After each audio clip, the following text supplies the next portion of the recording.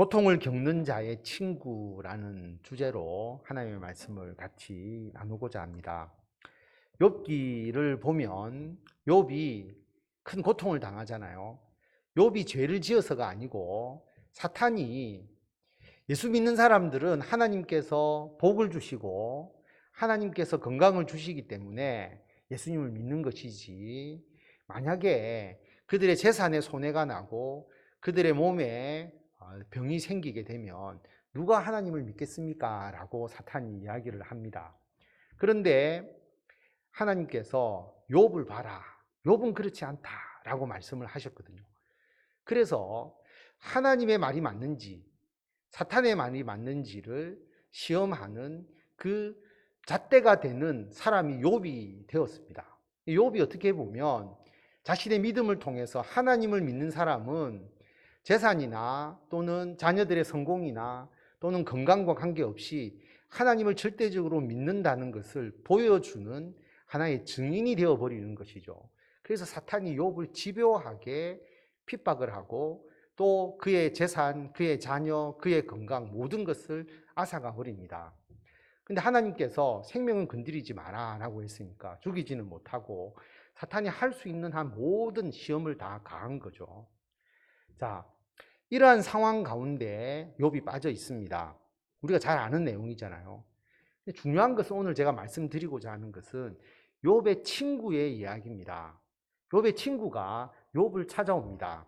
욥기 2장 11절에 보면 그때 욥의 친구 세 사람이 이 모든 재앙이 그에게 내렸다. 욥에게 엄청난 재앙이 일어나 재산 다 잃고 자녀는 죽고 욥은 병에 걸려서 고통 겪고 있다는 이야기를 듣고 각각 자기 지역에서부터 욥을 찾아옵니다. 대만 사람 엘리바스, 수아 사람 빌닷, 나아마 사람 소발이 찾아오게 되거든요.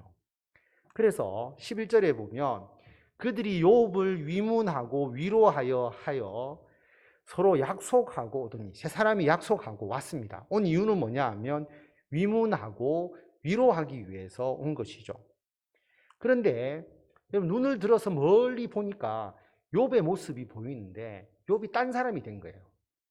욥인 줄 알기 어렵게 될 정도로 욥의 몰골이 처참했다라고 하는 겁니다. 병은 걸렸고 그리고 기와장으로 자기의 피부를 긁고 있었다라고 그렇게 하잖아요. 진물이 나고 피부가 두꺼워지고 그리고 아마 제대로 먹지 못해서 또 옷도 남루하고 그렇게 되어 있었을 겁니다. 욥인 줄 알기 어렵게 되었으므로 그들이 일제히 소리 질러 울며 각각 자기의 겉옷을 찢고 하늘을 향하여 티끌을 날려 자기 머리에 뿌리고 정말 애통해하는 거죠. 그 친구를 위해서 애통해하는 모습을 보여주게 됩니다. 그리고 밤낮 7일 동안 그와 함께 땅에 앉았으나 욥의 고통이 심함을 보므로 그에게 한마디도 말하는 자가 없었다라고 하는 겁니다. 밤낮 7일 동안 이 세 친구가 욥과 함께 앉아서 그 고통을 함께 합니다. 욥의 고통이 심한 것을 보고 한마디도 말을 건드릴 수가 없는 거예요. 그 정도로 그들이 욥과 함께 했습니다. 근데 이 세 친구가 7일 동안 이렇게 조용히 같이 함께 하는 것, 이게 어떻게 보면 이 세 친구가 욥을 위해서 한 처음이자 마지막 잘한 것이죠. 고통을 함께 나눈 것까지는 좋았는데, 여러분 이제 3장부터 욥이 말하고 친구가 욥에 대해서 지적하는 내용들이 38장 하나님께서 나타나시는 장면이 38장에 나타나거든요. 그럼 3장부터 37장까지는 욥의 친구, 또 욥의 친구 외에 또 한 사람이 더 나오지만 어쨌든 욥의 친구와 욥 간의 대화가 우리 욥기의 거의 전체를 차지합니다. 뭐냐 하면 왜 욥에게 이 고통이 임하였는지 그 이유에 대해서 친구들이 지적하죠. 네 죄 때문이다. 네가 하나님 앞에 잘못했기 때문이다. 그렇게 이제 주로 지적을 하고 욥은 그렇지 않다. 나는 하나님 앞에 잘못한 거 없다. 근데 하나님이 왜 나에게 이렇게 하시는지 내가 잘 모르겠다. 섭섭하다. 억울하다. 이런 식으로 이제 욥이 이야기를 하면서 37장까지 이야기를 하거든요. 사실은 친구들이 지적을 안 했으면 우리 욥기 읽을 게 굉장히 간단하잖아요. 2장쯤 갔다가 바로 38장 가면 되는데 그 많은 내용을 하나님께서 친구들의 말이 틀렸다고 말을 했거든요. 잘못된 지적이다. 그러면 우리가 읽어도 이 친구의 말은 다 틀린 말을 읽고 있는 겁니다. 그런데 37장까지 틀린 친구들의 말과 욥의 잘못된 변명을 우리가 다 읽어야 되는 거예요.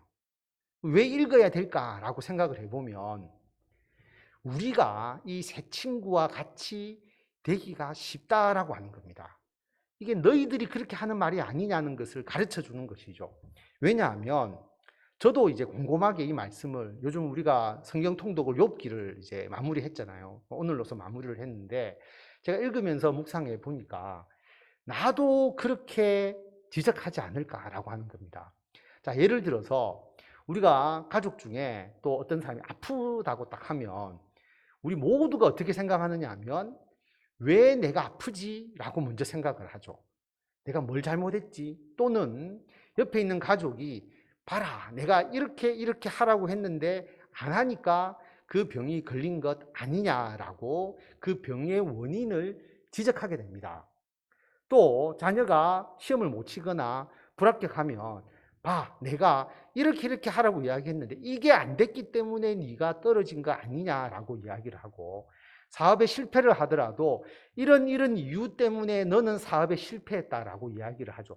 다시 말하면 우리는 대부분 어떤 상황이 탁 일어났을 때 그 원인을 지적하게 됩니다. 그 원인에 대해서 이야기를 하게 되는 거거든요. 그래서 아니 나는 그렇지 않다. 어떤 사람은 그렇다. 이거 가지고 이제 논쟁이 일어나면서 자, 위로를 하러 갔는데 위로를 하는 게 아니라 그 원인을 따지다가 서로가 이게 맞느니 저게 맞느니 이렇게 되기가 굉장히 쉽다라고 하는 겁니다. 여러분, 저의 경험도 그렇고 대부분 그렇게 되기가 굉장히 쉽다라고 하는 거죠. 그런데 그게 틀렸다라고 주님께서 욥기를 통해서 말씀하시는 거예요. 욥의 친구들은 네가 왜 이렇게 되었는지를 자기들 논리대로 설명해 주려고 계속 이야기를 하고 욥은 그렇지 않다라고 이야기한 모든 게 다 틀린 겁니다. 그렇게 지적할 필요가 없는 거예요. 왜 그러냐면 좀 쉽게 우리가 생각을 해보면 자, 올림픽에 나간 선수가 열심히 준비를 했는데 경기에 졌어요. 메달을 못 땄습니다. 그러면 당장 그렇게 생각하겠죠. 내가 열심히 했는데 왜 메달을 못 땄지? 그럼 코치가 네가 이거 잘못하지 않았느냐? 그때는 이렇게 했어야지. 이걸 못해서 그렇다. 지적을 하겠죠. 본인도 계속 왜 내가 올림픽에서 내가 그래 열심히 했는데 왜 내가 졌지? 계속 그게 머리에 남겠죠. 여러분, 그 원인을 아는 게 중요하냐라고 하는 겁니다. 하나님은 그 원인을 너희들이 아는 게 먼저가 아니다라고 말씀을 하시는 거거든요. 욥기를 통해서. 뭐가 중요하냐는 겁니까? 그러면 자, 그 선수가 내가 왜 졌는지를 깨닫기 이전에 뭐가 중요하냐면 다시 운동을 해서 다음 올림픽에 도전할 수 있는 마음을 가지도록 만드는 게 우선이라고 하는 거죠. 그 마음이 있고 난 이후에 그 다음에 자신의 실패를 돌이켜 보는 것은 자기에게 도움이 되는데, 자, 지금은 이미 낭망하고 다음 올림픽에 도전할 의사도 다 상실해버리고 그렇게 되어 있는데 당신이 실패한 이유가 이것이라고 지적해 주는 게 무슨 의미가 있느냐라고 하는 것이죠. 그래서 하나님께서 욥에게 그리고 그 세 친구에게 그 이유에 대해서 이야기하지 말라고 이야기를 합니다. 그래서 하나님은 어떻게 하시느냐 하면 하나님은 여기 38장에 이제 보시면 하나님께서 나타나시거든요. 폭풍우 가운데서 욥에게 말씀하십니다. 무지한 말로 생각을 어둡게 하는 자가 누구냐?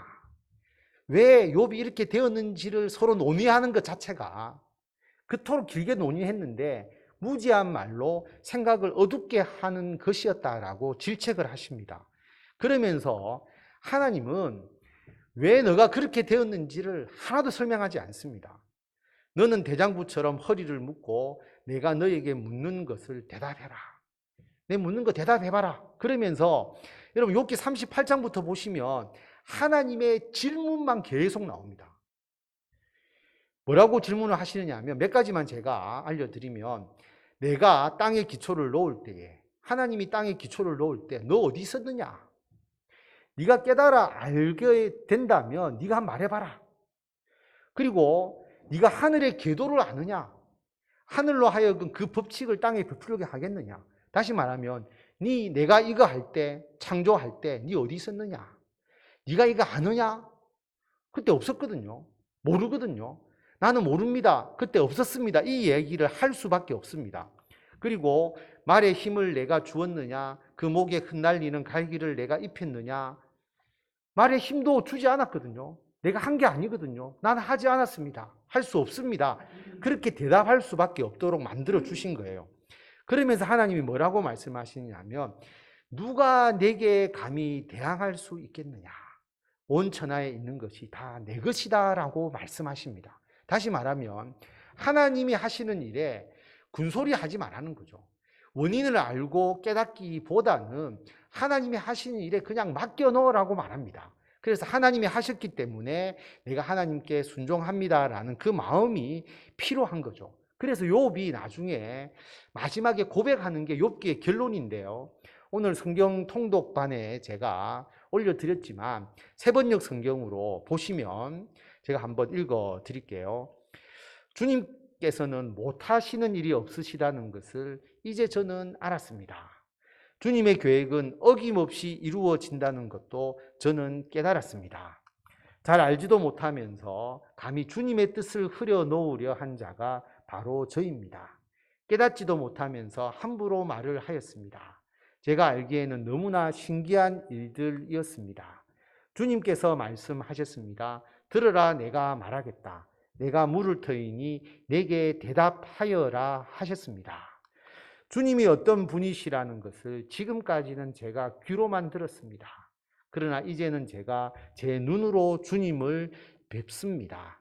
그러므로 저는 제 주장을 거두어 드리고 티끌과 잿더미 위에 앉아서 회개합니다. 욥이 이렇게 고백하는 거거든요. 이 고백으로 욥은 모든 위로를 받습니다. 왜냐하면 하나님께서 전지전능하시고 절대적인 분이시기 때문에 왜 그렇게 되었는가를 따지기 이전에 하나님을 믿고 온전히 의지하는 거죠. 하나님이 하시는 일에 대해서 전적으로 수긍하는 겁니다. 그래서 지금까지 하나님에 대해서 내가 귀로만 들었는데 이제는 제가 제 눈으로 주님을 뵙습니다 라고 고백하게 되거든요. 이게 욥의 주제와 같은 내용입니다. 그래서 욥의 모든 고통을 하나님께서 나중에 다 회복시켜 주시고 다 하나님께서 몇 배의 복으로서 대갚아 주시는 거, 또 그 세 친구가 잘못 이야기한 것에 대해서 용서를 구하고 욥이 또 용서하는 그 모든 내용으로 이제 욥이 마무리가 됩니다. 그래서 여러분 주변에 어려움을 당하는 분들도 많이 있잖아요. 우리 성도들 중에서 아프신 분도 있고, 여러분 우리 기도하는 분 외에도 우리 성도님들 한 사람 한 사람을 보시면 개인적으로 아픔이 다 있어요. 몸이 어떤 분은 이런 분이 안 좋고, 제가 이름을 부르고 기도하면 여러분 뭐 모든 분을 부를 정도로 다 어떤 몸에 아픈 분도 있고 또 어떤 어려움이 있는 분도 있고 있는데, 여러분 그 원인이 중요한 것도 아니고 왜 그렇게 되었는지 따질 필요도 없고, 하나님은 우리들을 통해서 더 좋은 방향으로 우리들을 인도해 주신다라는 것 굳게 믿고 하나님을 온전히 의지하면서 다시 주님의 일을 할 수 있도록 힘을 북돋아주고 함께 손을 잡고 그 길로 나아가는 것이 중요하다라고 하는 겁니다. 그렇게 되면 여러분 그 원인과 그 모든 것은 자연스럽게 해결될 수가 있습니다. 그래서 우리 가족들과 또 여러분 직장에서 교회에서 주님의 일을 행하실 때에 원인을 따지려고 논쟁하기보다는 힘을 북돋아주고 같이 위로해주고 앞으로 나아갈 일에 대해서 함께 기도하고 협력해 감으로써 주님을 신뢰하면서 주의 나라를 이루어가는 그런 우리들이 되어야 한다라고 하는 것을 기억하시고 그런 삶을 살아가시는 저와 우리 모든 성도 여러분들이 다 되시기를 바랍니다.